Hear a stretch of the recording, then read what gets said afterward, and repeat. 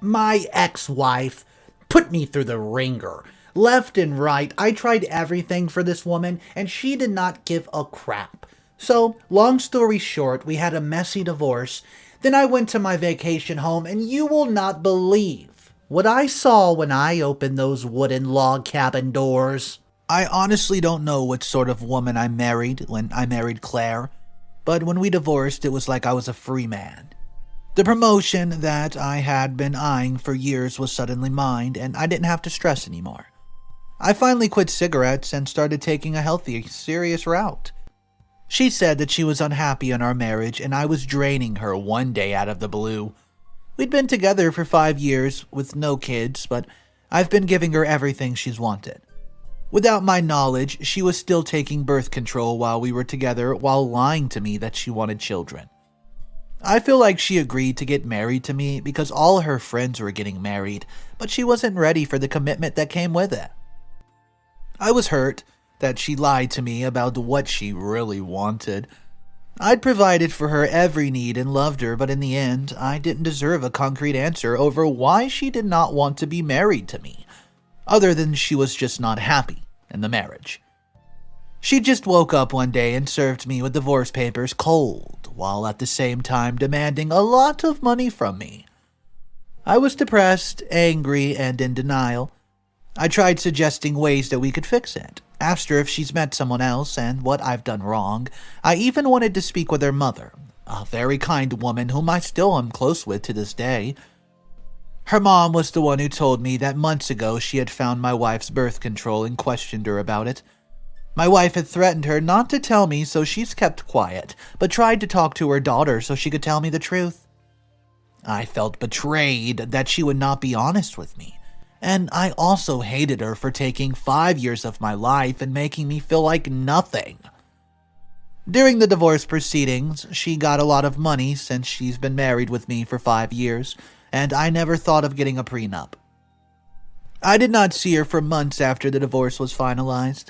I got rid of anything that connected me to her, canceled the credit card that I've given her, and removed her from my insurance.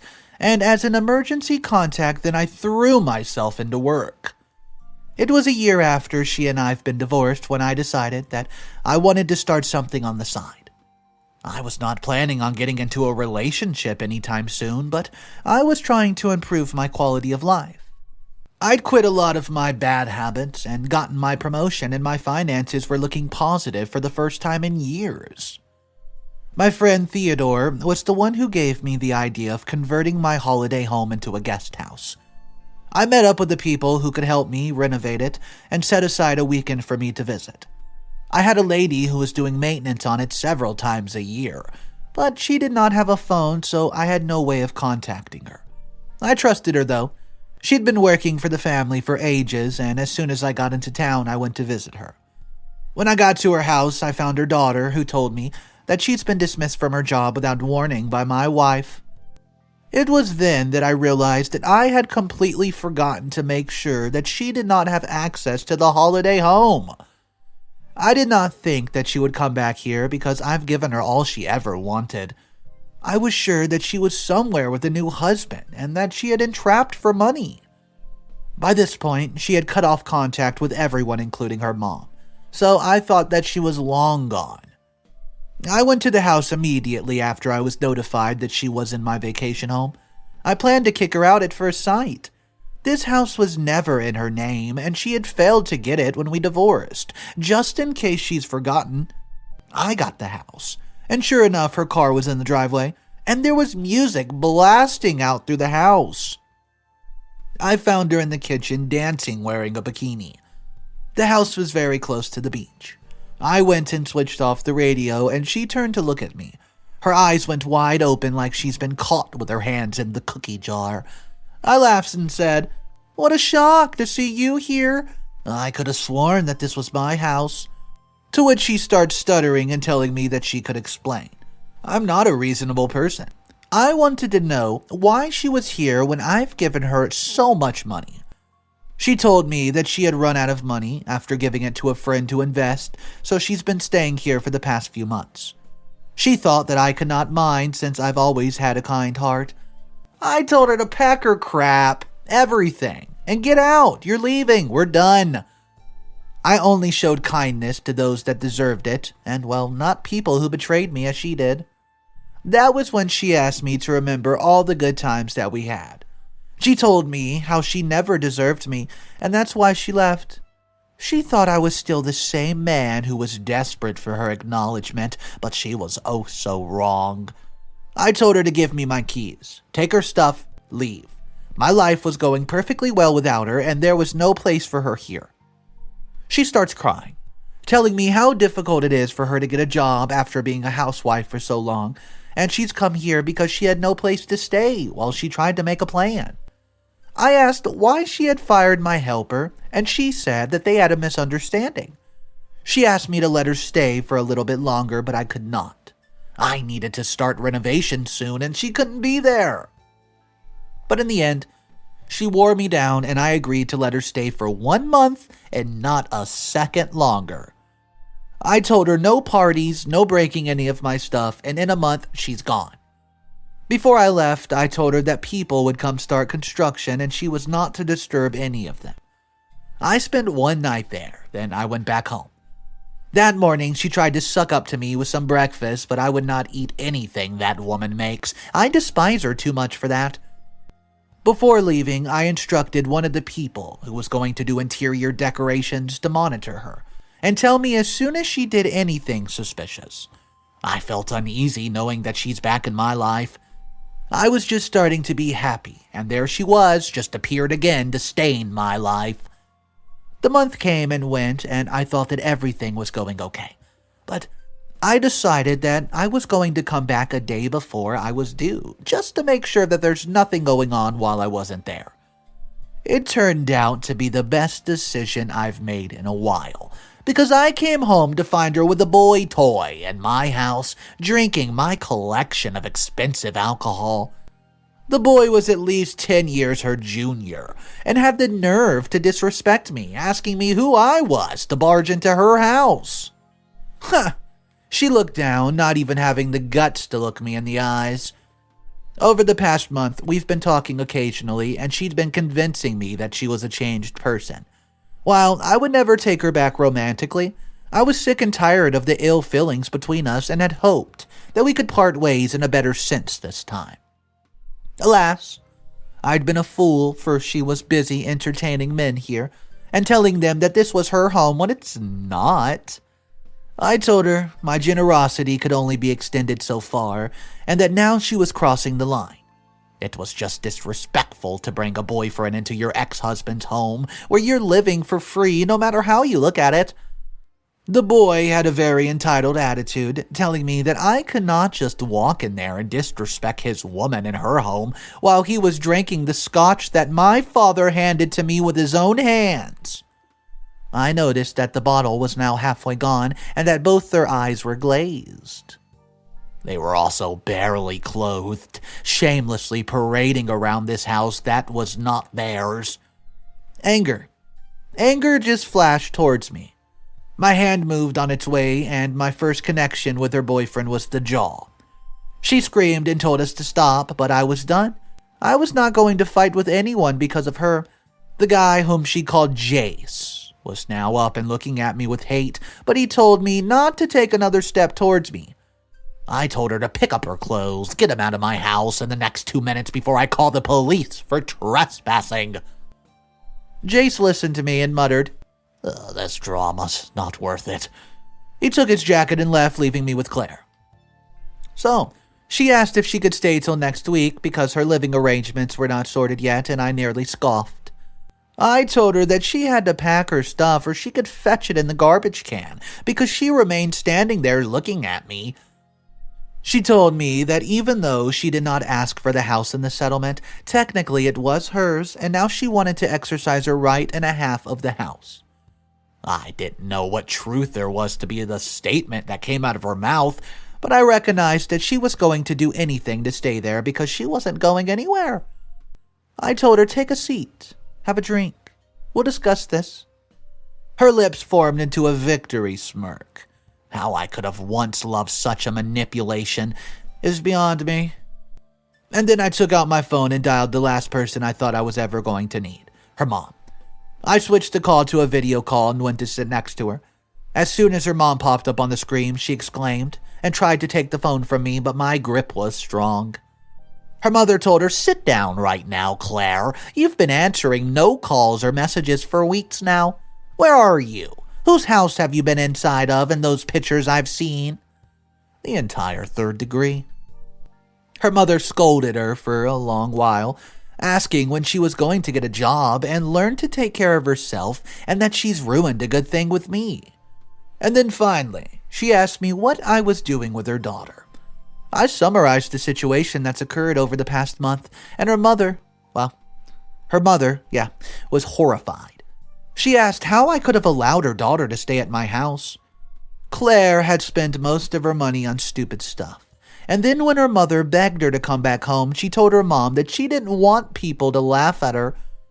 Her mom then told her that if she used her degree and got a job instead of waiting for handouts, then she would not be laughed at, but Claire told her mother that she could not, and that she was making a plan. Her mom's voice changed to the most threatening voice I've ever heard. It actually gave me chills. She told Claire that she was going to pack every last thing she had in her house, and then she was moving back in with her mother. It was either that or she was homeless. On top of that, she was to pay me back for staying in the house for free and taking advantage of my kindness. I was also to take stock of all things in my house to make sure that she did not steal anything or break anything, and then we would figure out a payment plan. And well, that's what we did. I let her spend the night and then called a cab for her to her mother's place, which was a mere 30 minutes away. She had nothing more to say that morning now that the alcohol was dried up from her system. I couldn't even look at her. The ounce of respect and admiration that had once lingered was now replaced with disgust.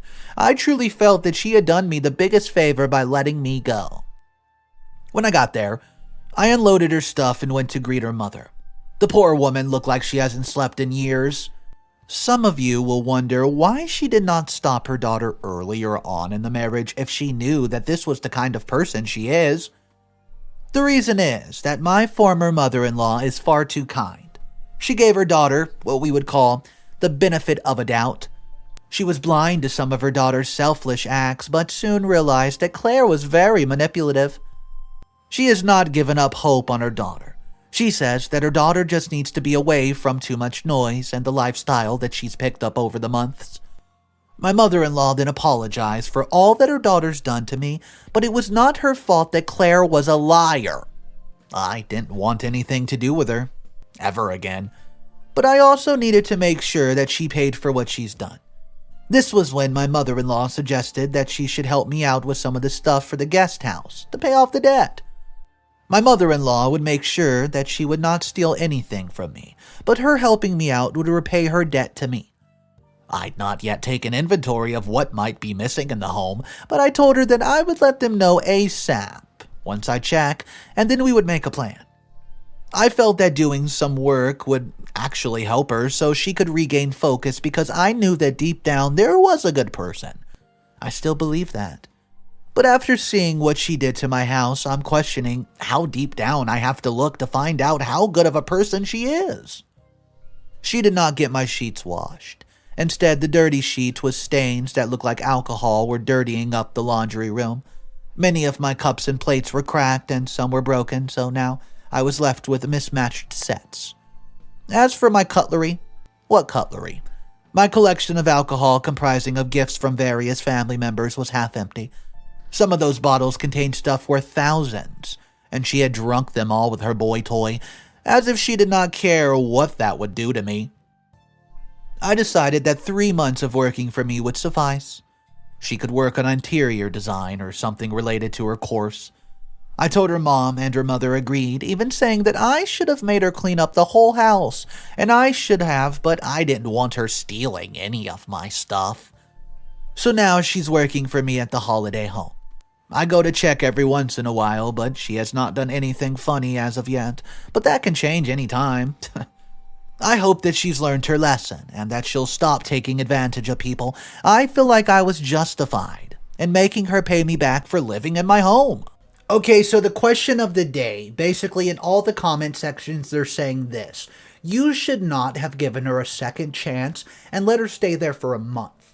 So let me know, guys, do you think that's where OP messed up by allowing her to stay there for a month, even though he knew how she was over and over? He's just hoping she changed. Drop your thoughts down below, guys. Let's talk about that. And now we'll turn our attention to story number 2, the final story of the video. Am I the a-hole for moving out when my parents were relying on me to pay rent? I'm 23. I'm the oldest of 5 siblings, and I'm a full-time student. I also have a part-time job in my field, but when I complete my after degree, my employer will take me on full-time. I make enough from part-time pay for school and put some money aside. My siblings range from 20 to 10. Both of our parents work full-time, and I've taken on a lot of responsibility for keeping everything running smooth in the house. I do the grocery shopping, the laundry, as well as making suppers, and doing meal prep so everyone has lunches ready to take every day. I also get all my siblings to their part with regards to household chores. For example, my youngest brother is responsible for feeding and walking the dogs, so I make sure that there's a dog food in the storage and poop bags on the leash. My dad works very long hours, and my mom works a 9 to 5 at a very hard job. Over the Christmas, I had a chance to buy a PS5 for myself, a PlayStation. The rest of the family is still using a shared PlayStation 4.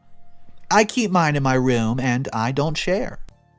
My parents started fielding complaints from my older brother about how I made so much money and I don't share the things I buy for myself. Totally true. So they had a talk with me where they brought this up. I pointed out how much of the household work I did, and they said it wasn't fair that O was earning so much money without contributing. They told me how much they expected from me. I went to my room and did the math. If I give them what they wanted, I would have about $800 a month left over. If I dropped a couple of classes next semester, I could almost go full-time hours with my employer. And I don't know, it would only be 1 more year until I graduate with my 2nd degree. But I could afford my own place, and I would have way more free time and disposable income. I packed up and moved out. Everything I owned I fitted in my car. I stayed at an Airbnb for 2 weeks until I could get everything sorted with an apartment. School, work, it was great. I'm not going to lie, I may have gone a little overboard on Tinder. I couldn't have women over to my parents' house. I just moved into my own apartment and I'm staying part-time until I finish this semester. I'll work full-time over the summer and go to a lighter class load, higher work hours in the fall. My older brother has been tasked by my parents to do everything I used to do. His chores have been split up with the other 3, and they're all so mad at me for moving out. My parents are upset that I left them in the lurch. My siblings are mad that they all have more chores now, and my oldest brother is so salty because he has no free time to see his girlfriend, and she isn't allowed in the house when my parents aren't home. I'm enjoying my free time. I just bought myself a plant from IKEA. I feel bad for screwing them over though, but it didn't make sense for me to do all the work and pay rent on top of that. Alright, so there were a ton of comments on this story. I'll just read the number 1 comment. It says this. Yep, the brother is what got the whole thing going, running his mouth. Looks like he's the one who got this whole ball rolling. Now, he has more choice and still can't play with OP's PlayStation 5. Not the a-hole, OP. Do what's best for you as long as you aren't overextending yourself. Enjoy having your own place. So guys, I do think that's pretty good advice. Let me know your thoughts about this story and tell me, what exactly would you do if you were in OP's position and this was happening to you? Guys, if you're new to the channel, my name's Mr. Reddito. I read stories every single day, so check out all my channels listed directly underneath in the description. I hope you guys have a great day. I'll see you tomorrow for another story, and remember, it's cool to be kind.